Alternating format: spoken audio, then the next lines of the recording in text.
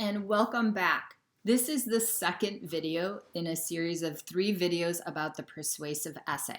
The first video introduced you to the persuasive essay, what it is and what its goal is, so make sure to watch that one before you watch this one.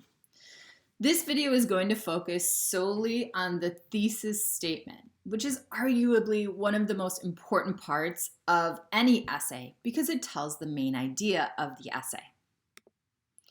So the thesis statement, as we know, tells the main idea of the essay. For the persuasive essay, this main idea is going to be your argument or your opinion, right? So in the thesis statement, you want to clearly state your argument. In the thesis statement, we also want to identify the issue. So remember in the last video, we talked about how the topic of the persuasive essay has to be something that is debatable. It has to be something that some people agree with and some people disagree with, right? So in your persuasive essay, you want to let the reader know what the conflict is, right? What are we arguing about? What is being debated?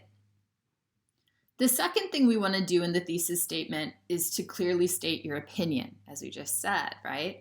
So within that conflict, do you agree with it or do you disagree with it? Make that very clear to your reader. And then lastly, a little tip for the thesis statement is that we often use modals to help state our idea or help state our opinion. So we can use modals like should, must, or ought to. After each of these modals, we're going to use the base form of the verb.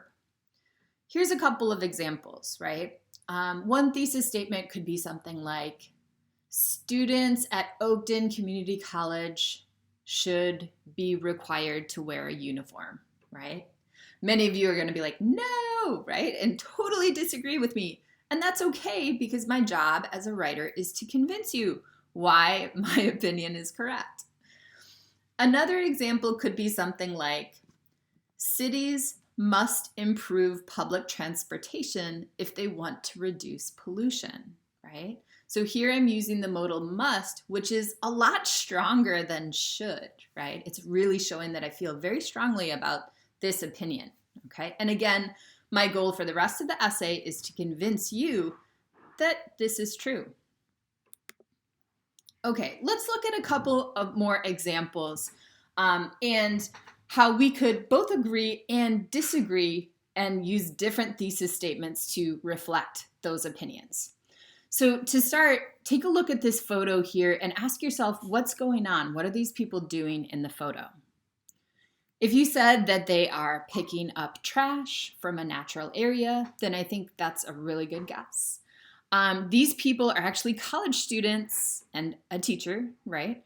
And they are engaging in community service, right? Community service means helping the community as a volunteer. So students pick up trash from natural areas and beaches. Students can work at a homeless shelter or volunteer at a homeless shelter. They can do anything that helps out the community.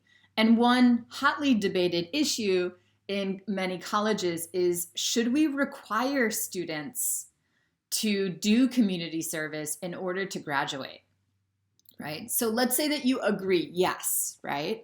A thesis statement might look like this. Oakton Community College should require students to do community service in order to graduate. Notice that I'm using a lot of the same words from the question, right? Require students to do community service.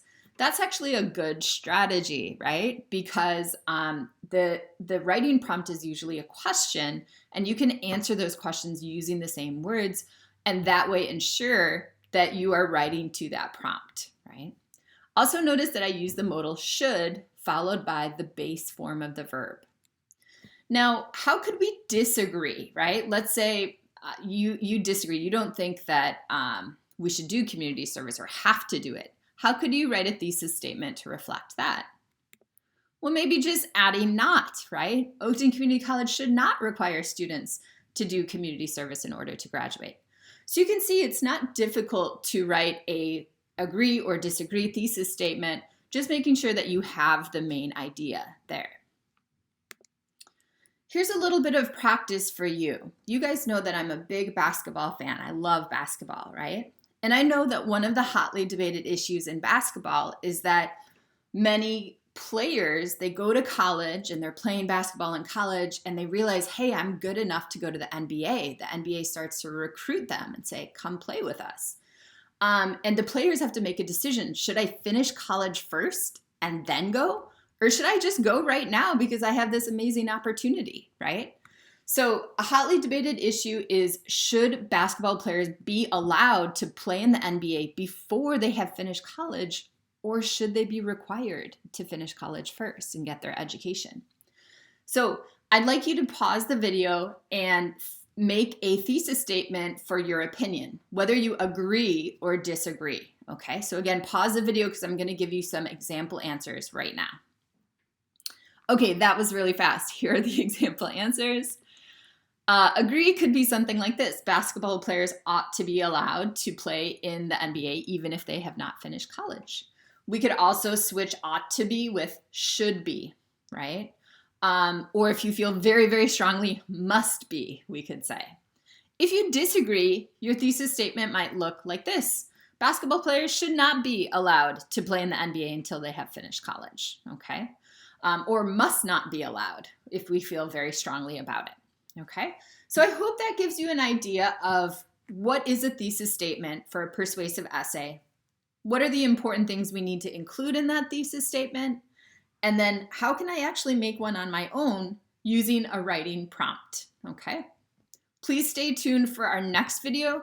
The next video is going to talk about the body paragraphs for this essay. So see you soon.